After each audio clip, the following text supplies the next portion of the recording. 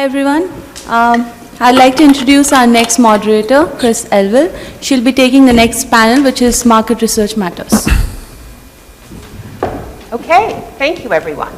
I'd like to say thank you to Ian for organizing this, and I feel like right now we're sort of getting to the meat of what it is that the CMT does really well. It was founded based on marketing research applications, and marketing research techniques. And I think right now we're actually going to be able to talk to some of the experts who've come out from that environment and have us help them understand what the best practices are in today's world. So I'd like to introduce our panelists. I think some of them we've already met and have gotten to know quite well along the way. So we have, once again, returning Fiona. Yay, Fiona. And we also have joining us today Pranav. Would you like to introduce yourself, Pranav, or did? Sure. Go, please. Am I audible? It's fine. The two mics. Two. No. Okay. Yep, now it is. There you go. Yeah, perfect. Yeah, you're on. So I'm Pranav Misal. I graduated with MBA Marketing 2017. I was a graduate assistant at Center for Marketing Technology for like 2 years, and I worked at Ian for a while, and then I graduated. I started working with ARC Advisory Group after graduation into market research and strategic consulting, where I work with global transportation industry like Siemens, Alstom, Bombardier, and help them design their strategies for market launch, product launch, new market entries. And I also interned with IDC, and I was with them for almost 10 months, and that's how I got in. So I'm working with ARC as a competitor to IDC. So that's how it is, and yeah, so far so good. Thanks. All right, thank you very much. And we also have Dennis joining us again. Hello. Dennis from Sonos, correct? Yes. Yes, all right. And then, just because we're totally cool and can do technology, even though it takes us a little longer, we have Akriti joining us. And would you like to introduce yourself, please? Sure.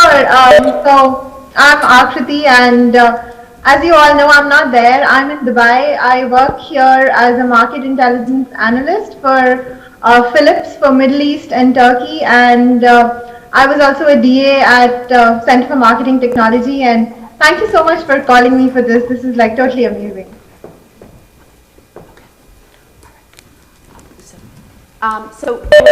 Did you have a PowerPoint that you were going to go through for us? Would you like Yes, to begin? yes, I do. I think the slides are on and you should be able to see them.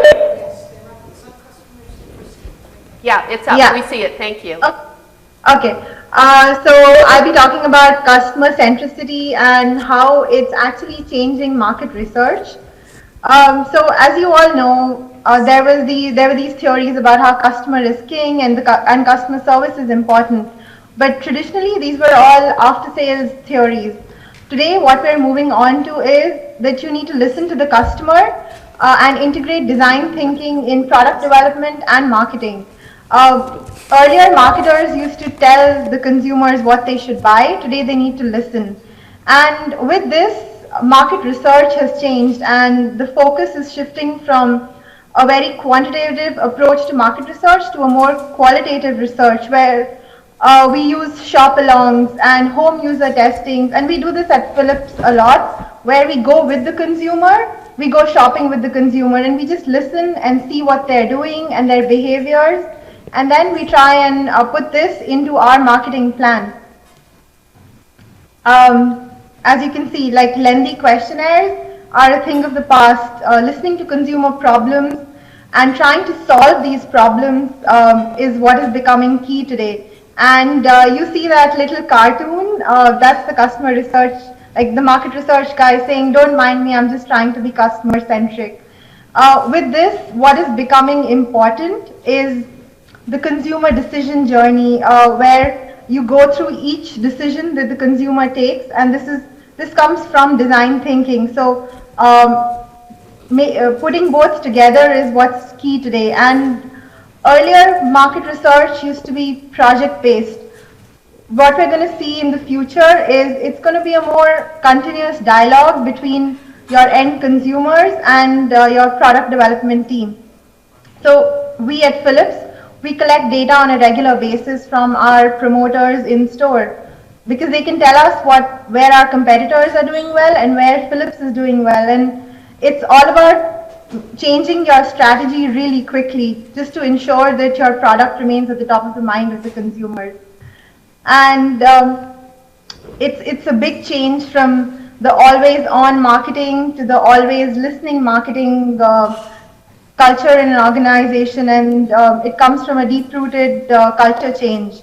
And the focus is shifting to everything human. A lot of you would have heard about this and about the theories behind this, that you need to look at one person, and I think Divya Minda spoke about it as well in her panel, that it's all about talking to that one person and listening to that one person. With this, a lot of other changes are happening where manufacturers, retailers, distributors, they're becoming more inclusive to one another rather than working in isolation, because they realize that by giving feedback to each other, they can actually improve all of their positions and do better business.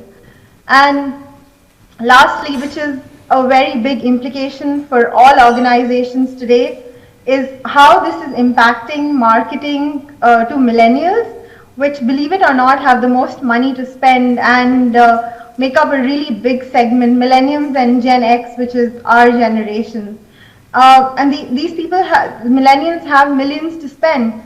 And how are companies today using that to their advantage? So what they're doing, what Coke did, they used personalization. I'm sure you would have all seen the share a Coke thing where you can write your name on the bottle. Believe it or not, Coke generated 2% extra revenue that year, the year this campaign was launched. So millennials like personalization, and this comes from listening to them. Gillette did a similar campaign, which was actually a really interesting campaign called the Kiss and Tell campaign, where so they asked girls why they're not kissing their partners, and they said that it's because of the stubble. So then they asked their partners, why do you have stubble? Why aren't you shaving? And they were like, it's because our skin gets irritated after shaving. And because of this campaign, they launched an entire line of the Gillette sensitive products. So you see how it's changing, how customers are actually having a say in how the product is made, what the product is. Gucci did a similar thing, and Gucci, being such a exclusive brand, actually got in touch with its end consumers who are millennials, and they said that the other high-end brands maintain this exclusive image of not going online, but Gucci did the opposite. They actually went online, they interact with their end consumers all the time, and they also saw a really big increase in their revenue. So my pitch is all about the changing way how market research is done and its end impact on the customers and how you market to millennials. If you have any questions. Do we have any questions for her right now? Yeah, okay. So we're going to wait till the end for questions for you, okay? Okay. All right, thank you. So lots of focus in the research that she's been doing on qualitative research and on listening to customers throughout the customer decision journey and on personalization using that information. So I'm kind of interested to see how this is going to play out with some of our other panelists. So Dennis, would you like to go next? Sure. My slides are there.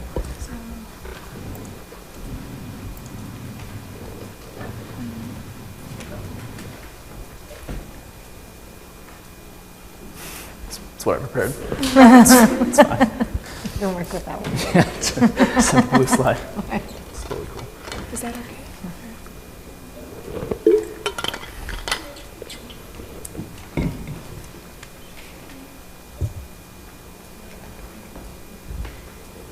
Can you answer a Sonos question for I me? can. How come Sonos doesn't have outdoor speakers? So, okay. I'll give you the answer. Because your customer research should have picked this up, and you must have decided that you don't want to do it because there are a lot of blogs on the internet about just why not. Yes. All those things. Nice. Yeah. So all those things. The answer pretty much is that we still had a lot of work to do. We're a smaller company, right, compared to these other giant companies. We still have a lot of work to do to really make the inside the home sound experience like fantastic. And I realize that in your yard is considered an extension of your home. But from a technical aspect of how you actually make that done with the technology that needs to happen, right? Having the extension of your home from your Wi-Fi, because think about it, like your router is the dock, right? Yes. Get 50 feet away, that's no longer a thing. So it's actually a much more difficult technical problem than we like to think, or that it sounds like. But also we were kind of pivoted and positioned towards, again, making the home, inside of the home like solid. Get voice on board, which check, and then I can't talk about anything upcoming, but we'll just say it's something that we've seen in our research in the past. So I knew you would have seen it, yes. And we figured it out sort of with your help, but anyway. yeah. All right, I'm ready for summer. I do have music outside. You'll be all glad to know. Great. There we go. There we go. And there we go. Okay, cool. So yes, at this point you're probably sick of me talking, but we're going to talk more about my company. And specifically, we do a lot with market research, right? I work within the consumer intelligence group. We use all kinds of methodologies, companies, research, agencies, everything. But what I wanted to do with my little presentation here is talk not so much about the research methodologies we use, which I'm sure you guys will probably go into depth on. What I wanted to talk about was becoming, what I'm calling becoming the spear. And what that means is, we'll get there in a second. So first thing is, plenty of people have probably seen this. It's a pretty popular cartoon, but what essentially we're talking about here is that data is the new oil. I'm sure everyone's heard that, right? Like everyone's out there harvesting your data, your information, and then trying to figure out what to do with it. And we heard earlier with the advertising panel that's happening, all the news cycles that's happening. I'm sure you guys talk about it as well, right? So data equals knowledge equals power. Great. The question becomes, when you're a team of my size, there's about, again, 5 of us that are supposed to be doing market research intelligence for the entire organization, which is global and over 1,000 people. The question becomes, how does a small team drive change and impact key decisions across the organization, especially in this fast-paced, always moving ecosystem, right? We're playing, as I mentioned, against the Googles, the Amazons, the Apples. We don't really have time anymore to really be on our heels. Like, they're pushing out products and experiences consistently. So how do we capture our insights and get them done or understood more broadly and actually drive real decision-making in the company? How does that happen? And simply put, it's, I tried to figure out a better way to say this, but there isn't really one. It's kick-ass research. So it's doing a great job of what you do. And there's a lot of different ways of how you can do kick-ass research, right? But I put together a very small and concise list about how we do this and then package that up to be able to actually get influence in the company and change. Because as a market researchers, a lot of the time in past experiences, you might spend 6, 12, 18 months on a project, right? You have all this great data, all this great information, and then end of the day, if it doesn't stick, or if no one's listening to it, or if it's not making the impact, or if it's late, like, no, it doesn't matter, right? So it's like, how do you package this information up and get it to the hands that need to be had and actually make a change?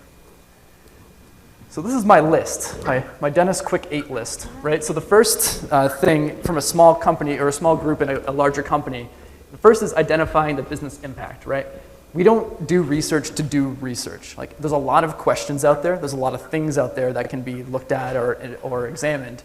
But we always have to think about first, what's the business impact of this research, right? So what things do we actually want to go and drive and then work backwards from that, right? So we're not just going to go out there and understand, like, voice is a very large concept, right? It's like, what about that specifically? Like, what things are we trying to uncover, and how can we best understand the research and how that impacts voice? The second thing is bring along stakeholders. This is super important, if not the most important thing on this list. And so when we talk about stakeholders, it's finding those in positions that are within the company that are more aligned to those experiences or what you're trying to actually do or achieve. And it's making sure that they're along for the ride, right? So you're pulling them in early, you're getting the buy-in from the stakeholders, and you're making sure that they're aware that what you're doing is going to actually help their job and help us develop products, experiences, et cetera. Third is use solid methodologies. This comes down to more of a market research type of general consensus, right? But a lot of the times, you can manipulate data, right? You can really do it. Everyone can do it. It's a matter of not being evil with your information, right? So when you're using solid methodologies, I mean, even as someone in a position in consumer intelligence, you want to come with this third-party, almost exclusive mindset where you want to come in and do some research, and whatever you're developing will be using solid methodologies and nothing sketchy, right? So no weird sampling, not maybe spinning a story in the way that you would want to spin it, but coming in with just a general solid idea of like, we're doing it this way, and that's the way we're going to do it, and it's going to be really hitting all those boxes. 4 is get in the weeds. A lot of companies on my side of the fence, right, we outsource things to vendors, not always, but a lot. And what I've seen in the past is that if you, as a manager or someone even in other positions, analytics-wise, if you're not willing to get into the weeds and really understand what's happening in there, right? Like if you're doing some kind of regression, or I heard earlier, random forest analysis or whatever, like you need to get in there. You don't need to know necessarily everything about it, but you need to become the subject matter expert, because you'll be the one that people will look to when things go awry or there's information that needs to be extracted there. 5th is be independent. This kind of goes into number 3. But what I mean by that is when you're coming as a market researcher, especially internally, you want to come in with no agenda, because if you're coming in with a specific agenda, or if you're twisting information in a way that you want, then you're no longer looked at as this independent, trusted source. You're just someone that's out there doing some other dirty work for somebody else, right? 6 is be transparent. That goes with be independent, so be open. 7 is super important, be the translator. When you're presenting to executive suite people or anyone else hiring the company, they don't need to know about the weeds, right? They don't care about the weeds. They want to know what matters, why this matters, and what to do about it. Like, it's very simple. So when you're being this translator piece, know your audience and know where to level up, right? Like, no one needs to know about the actual p-values and what you're doing there. Like, nobody cares. Just go in and tell them what it means. And then the last part is drive findings. And this is also really critical, right? Like, if you do number 1 correctly, so you're identifying the business impact, and you're doing number 2 correctly by finding those people within the organization, number 8 should be easy. And that's just continuing this loop of making sure that people that are in the organization that need this information get it, and that you're consistently presenting it or driving to people or handing it off or talking about it, and really market your own findings in the org. And that's how you, as a small group, or at least the way I do it, we do it, drive change in the company. So that's the quick 8. I'm happy to talk about any of these. That's it. All right, Dennis. Thank you very much. Some great insights about managing the marketing research process and how important that is, not just the details of the research itself. So thank you very much. All right, Pranav, I think you're next up. Am I next up? Oh, you're next up? Okay. Excellent. That's fine. I'm sorry, you're probably all sick of me as well. I'm talking about ACT, and I work in customer insights, and talk about what we do. So marketing research capabilities, I mean, I think this is good to look at even every once in a while, because I think we all forget, right? So on the right, what's secondary research? I mean, how we define that. What's a qualitative research? Which is customer sat loyalty. I mean, that's big with us. Brand research, ethnography, segmentation, quantitative and qualitative. You see there's kind of, it starts to cross each other.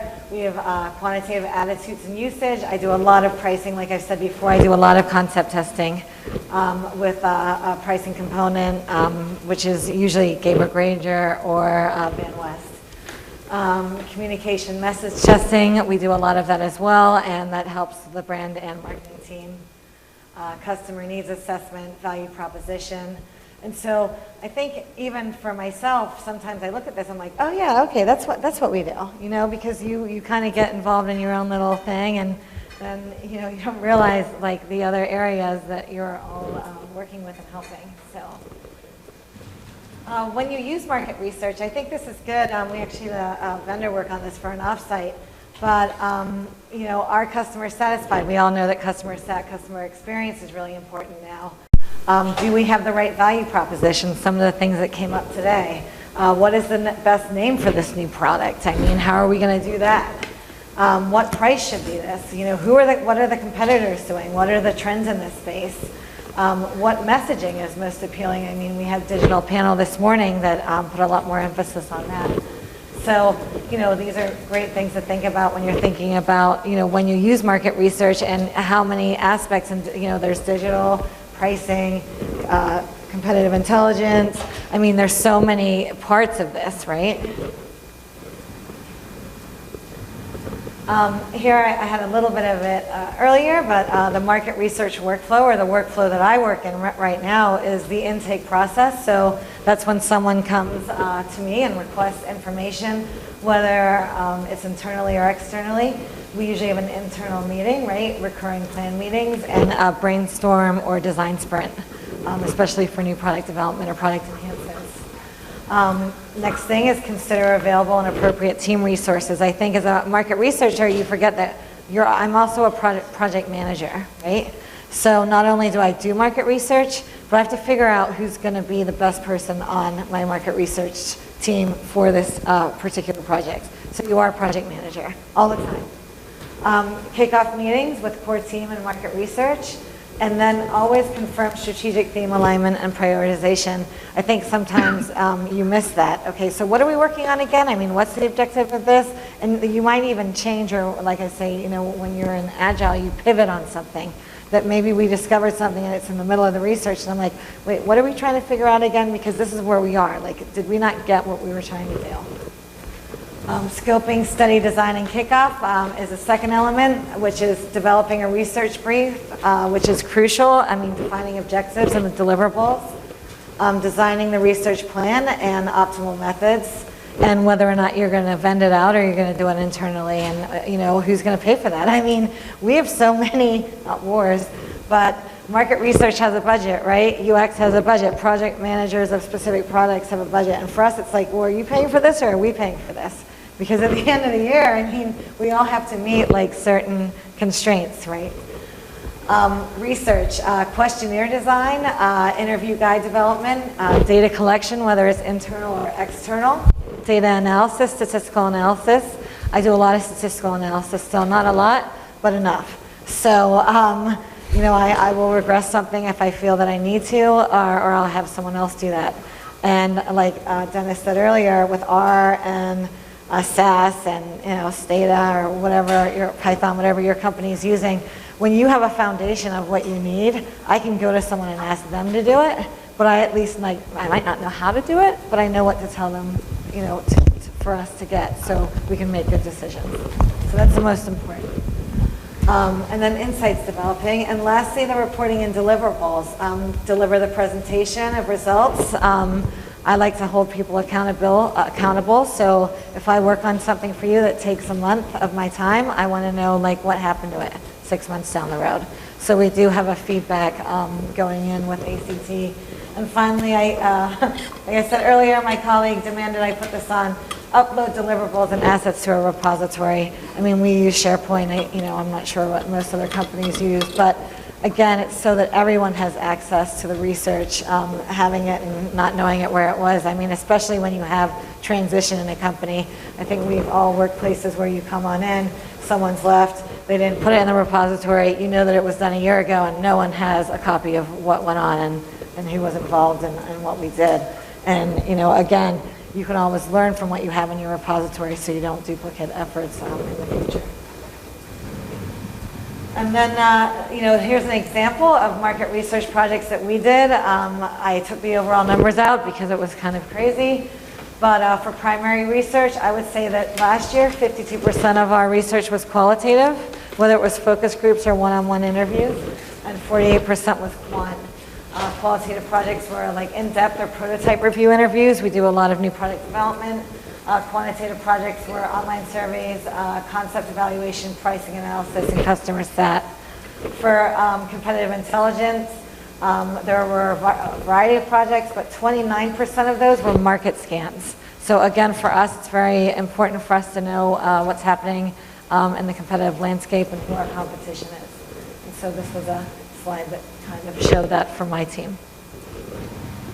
And there we are. All right, Fiona, thank you very much. All right, and Pranav now. All right. This one's late. All right. First of all, thank you so much for having me here. It's a privilege to be on the other side of the stage. I've always been there. All my presentations were here, professors judging us. Feels good this time, to be really honest about it. I don't think anyone's judging you today. Or you're getting all A's, right? Yeah. All right, cool. So I have I'm not going to exceed much more than 5 minutes, okay? This is my email ID. Feel free to send me an email, add me on LinkedIn. I'll be happy to assist you guys anytime, 24/7. Oh, yeah? Oh, yeah. So the only thing is I can reply whenever I want to. All right, good. So I'm going to be, it's like I have a one-slide presentation here. Very quick. So what I do is market research and strategic consulting. So it's a three-stage process. It's not a two-stage process because I divide market research here into first stage of market research, second stage of data analytics, which I don't do. I have a data scientist who works alongside me. And the third part is consulting. So for me, the architecture which we have in my company, I work for ARC Advisory Group based out of Datum, and I work for clients in transportation industry. So I'm nowhere close to consumers, nowhere close to digital marketing, brand marketing, content marketing, what's the buzzwords that are happening. But I'm very much close to what Internet of Things, digitization, emerging technologies, what Amazon, Microsoft, Google have been doing. It has been implemented into transportation industry. So starting with the first problem, formulating the problem. So what we do, or what I have been doing, is we get the projects, we get the problem statement from our client, like we want to do X, Y, Z things. So if you don't have so Akriti just mentioned before, this is a continuous process. So if we don't have projects, we try to formulate a problem, create, and determine the problem statement and determine how to solve that problem. So here, when on the first stage, what we do here is try to understand what are the market demands, what industry demands, what are the market requirements. So talking from the perspective of transportation, so I do aviation, railways, marine, and trucking. So we have to understand the parameters ranging from track kilometers to aviation, like how much of the airspace do each of the airline have, how much of the ocean zone, like any of those passenger freight, marine cargoes can travel to. So all these factors have been taken into consideration. Second is, all these commodities or all these industries are basically based out of oil and gas industry. Like small change in oil and gas prices, it drastically impacts all these four people straight away. Their profit and loss is directly connected to oil and gas. So I was actually refueling my car this morning, and I paid like $3.50 a gallon, while last week was like $2.75. So these 50 cents actually totally changed the industry altogether. So oil and gas, the second aspect is, so I look after the global industry. So I have to look after the GDPs. So every industry, aviation has a different GDP factor, railways has a different GDP factor. So these are like macro and microeconomic factors that have to be taken into consideration before we make any decision or before we actually go into statistical analysis. So this is the first step. So how do we do data collection? So I work with routers like Reuters, for instance, to collect the data. We directly talk to our customers in terms of what quantitative or qualitative information they want. We have all the revenue information of all the clients that I work with. For every month, every quarter, they send us their revenue statements, even though it's a private company. Because to have an accurate estimation of any result, we need to have those numbers in there. And that's where we have to talk in terms of emerging technologies, in terms of how that technology is going to impact, what's the return on investment for the end user. Is rail operator or is a logistics supplier going to save money using that technology? So for instance, Internet of Things, artificial intelligence, that is an upcoming technology which is going to impact, or is definitely impacting now, but 10 years down the line, it's the only thing you would be seeing. Right from your connected cars to connected vehicles, everything's going to be connected right to your phone, to your internet. So that is one of the second aspect. So these are first two things which I do in terms of something that will impact the industry. I have to have that information in my database. So once I have that data information, I pass it on to my data scientist. So he does all the data mining, interpreting the data, analyzing the data. He uses all those SQL, R, Tableaus, and what I eventually get is the end result in terms of graphs and charts, where I have to like just monitor this stuff, monitor all the charts and like see how it is impacting all those. So I basically have to collate all those individual parameters together again and design strategies. So after market research is consulting, what I do. So this is probably the most fun part. You travel 4 days a week. You mingle with C-level people. You talk to the leadership teams, and that's where you design strategies. So they are all ears to you because they know what strategies we are offering, how we are going to help them make more money. It's all profit-making business. Or the second thing is to get out of a problem. So those two things are probably the main actionable recommendations that we offer in terms of it can be either market entry or a new product launch, or it's going to be the competitive analysis. So we do the Porter's 5 Force analysis, we do pestle analysis. That's what we have studied in global strategy. Probably the best class I've ever had at Bentley with Professor Hoffman. I highly recommend him. Take that class, sorry. And the last part is like once you have those strategies in place, that's where you basically convert that data into like graphical, you basically display that information in presentations and you document the reports, and those reports are accessed by all these people, and that's how they basically take those actions. And that's basically the entire life cycle of market research and consulting that I have been doing for last year or so with ARC Advisory Group. And finally, like few learnings that I see is like basically identifying and uncovering the potential problems and the potential opportunities that can help any company like coming out with a new product. Get a holistic view of the entire market. How is it going to impact? What is the forecast? So based on the revenue information that we get, is basically the statistical tools we use to forecast the market in next 5 years. So based on these numbers that we offer, are the sales projections decided on for next 5 years. And yeah, and obviously making informed decisions is what we do in like the entire life cycle of market research. Thank you so much. Excellent. Thank you.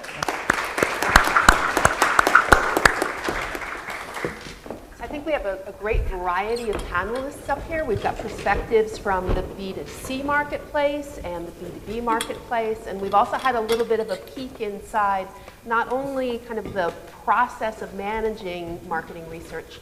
We've had a look just now at how to use that information in a business context. So I think we're kind of in a great position right now that we've kind of got a soup to nuts look at it.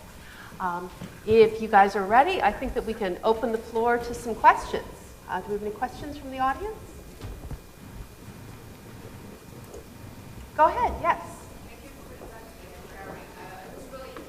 And then I wonder, like, what's the percentage that accounts for your marketing research? For example, how much percent for the qualitative research? How much percent for the quantitative research? I know Fiona just mentioned that in your company, like last year, you have like 52% qualitative research, and compared to the 48% of the quantitative research. So I wonder the insights of it. Like, what decides you to go for those differences? Like, what makes you to go for 52% and what makes you to go to the 48%? Yeah. And then what's the reason? And then when do you decide to do the qualitative research? And how you define the, all the focus group that you want to go for the qualitative research? Yeah. Those were numbers that occurred at the end of the year, right? So we did a lot of design sprints, like I mentioned, on the new product development side. So there was a ton, when you do that before you even start market research, we do a lot of qualitative research before that, which is one-on-one interviews with current customers to see if there would be interest, right? But as far as determining what methodology to use, it depends who you're going after and what's your sample size, right? So for us, and how defined it is. Like if you just want, when I work with a lot of product market managers are like, I want this, but what do you want? Everyone wants a focus group. I'll tell you, we don't do a lot of focus groups. I'm doing one next week, or 2 weeks from now. I'm going into headquarters to do those. But that's not the most effective way for us to do qualitative research. One-on-one is on the phone with someone for 30 minutes to 45 minutes, right? But so what determines that? Again, it's your sample size. If you just have a general question and you want to do a survey and you have access to 5,000 people, we're not going to do one-on-one interviews. We're going to do a survey first. We're going to see what comes up. And then we're going to figure out what we're going to do next, which is either going to be UX qual or it's going to be market research qual. Can I add to that? Yeah, go ahead, Akriti. So it also depends on the market. Like in the Middle East, the market is not very mature, so we need more qualitative insights because the customers are not there. There are so many different people here with expats and the locals. So it just really depends on the demographic that you're looking out for. In a mature market, more quantitative works better than more qualitative. Over here, we need to do more qualitative just so that we can get insight into where where they want to be marketed at. The Arabs, like the people here, they want everything in store. So there is a lot of focus on in store. So it's a mixture of what Fiona said and other factors as well. All right, excellent. Thank you. Do we I have would any- just like to make a statement Oh, here. please. So even though there is a qualitative and quantitative aspect, to have a data, you still need to convert that qualitative part to quantitative part to basically have that number in there. I'm just not able to recollect the tool which we use for converting those qualitative data into quantitative, but I think Ian might be knowing. We had a marketing class with Professor Eshgi 726 and there was a, what? Correct, that was the class, but so he actually taught us one of the tools to convert the qualitative data to quantitative data. I'm just not able to recollect that method, but that's one of the basic methods, but there are definitely much more better statistical models up there who convert all the data into quantity. Yeah, qual's, from my perspective, qualitative's harder. It's easier to, I mean, you can interview anybody, right? I could pull you off and ask about Sonos if I wanted to, but from our perspective, to answer your question about what do you choose and why, it really comes down to the problem you're trying to solve. I know it seems basic, but it really comes down to that, right? Like, so if you're looking for something that is maybe more robust, or you want to get a market sampling or understanding maybe the perception of a population or sample of the population, like obviously a quantitative sample, large survey would be part of that. But like a lot of what we do, you mentioned UX research, a lot of the things we do are very specific, right? Like very specific in the weeds about whatever you're doing in the app or within the experience. So in that case, like you're not going to send out a survey to 500,000 people about this one certain feature in the app, right? So you're going to go and talk to 10 people. So for us, it's honestly, it comes down to what problem you're trying to solve, and then you create a research methodology around that problem. And with that obviously comes timing, budget, everything else that comes along for the ride. But that's the way we think about it there.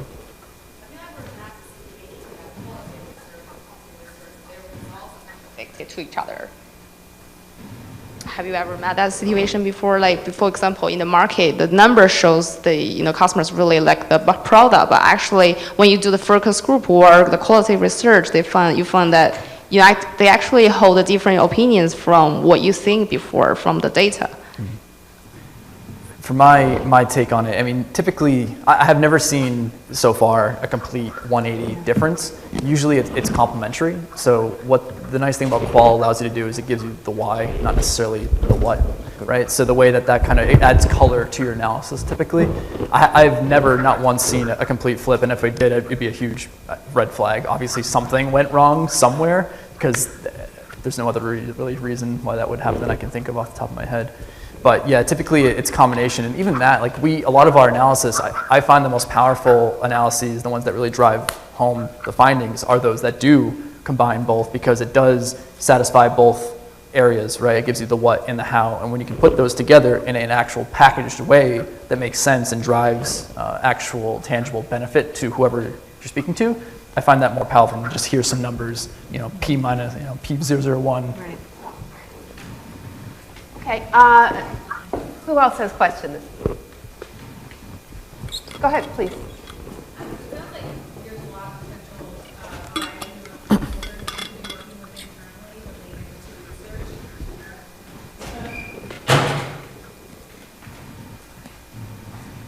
Wow, I feel powerful.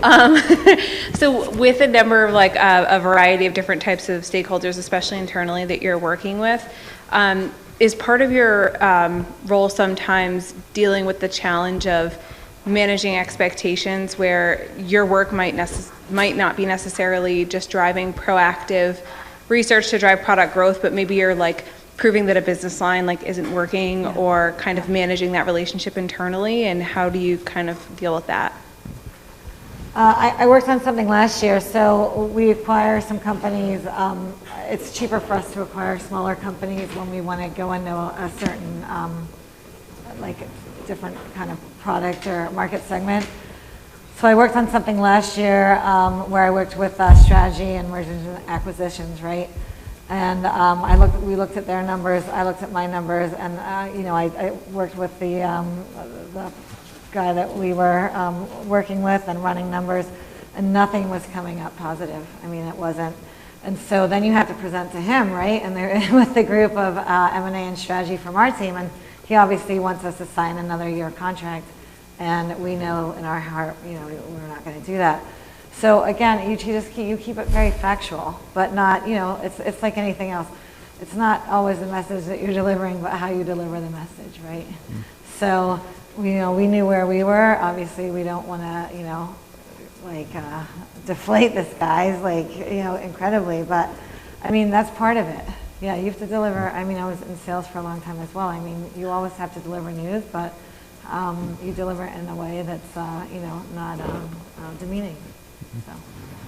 I find that's where our team provides the most value, is exactly in that situation. And it's easy to go along with the status quo or just feed someone information or data that already drives home a point, right? That's what I mentioned earlier. Data is easy to manipulate, right? You can take whatever you want and just kind of spin it in the way that you want to use it. And, everyone does that. It's horrible, but it's true. But from my perspective, the way we as market researchers come in is you come in as that independent party, right? That everyone is saying this, and it's your job. And hey, if the data comes back this way and it's proving that, great, fantastic, good.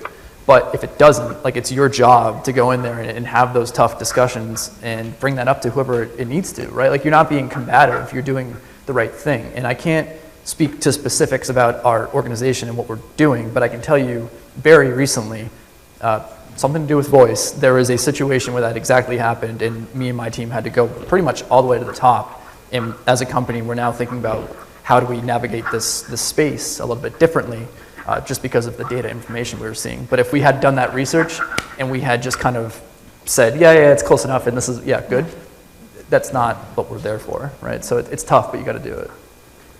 So in my case, it's totally different because we do not have to manipulate the data at any point of time. It's because we design strategies based on what we see. It can be a good strategy, it can be a bad strategy, it depends. So for instance, I can give you an example. I was working for my client based out of Chicago, and it's a data science company, but they want to get into the rail industry because it's all about digitization now, and everyone's monitoring all the data on those machines using machine learning techniques. And so they were wondering, should they enter Latin America? And then that's where we have to decide, based on what's the track, how many miles of tracks do they have, what's the economy of Latin America, or do they have any demand for long distance travels, what's the freight, what's the mining industry there, because freight and mining go together, while passenger, urbanization and all those trends go together. So eventually for us it's 0 or 1, whatever we see we tell. It can be good or it can be bad, so that's it. Thank you. Our timekeepers have informed me that we are totally out of time. We've actually exceeded our time limit here. So I think we're going to have to say thank you very much to all of our panelists. I'm sure that you all have some additional questions that perhaps you can follow up with them in some of the meet and greets and stuff that are happening a little bit after the fact today. So I'd like to thank everyone for participating. Thank you very much. Thank you.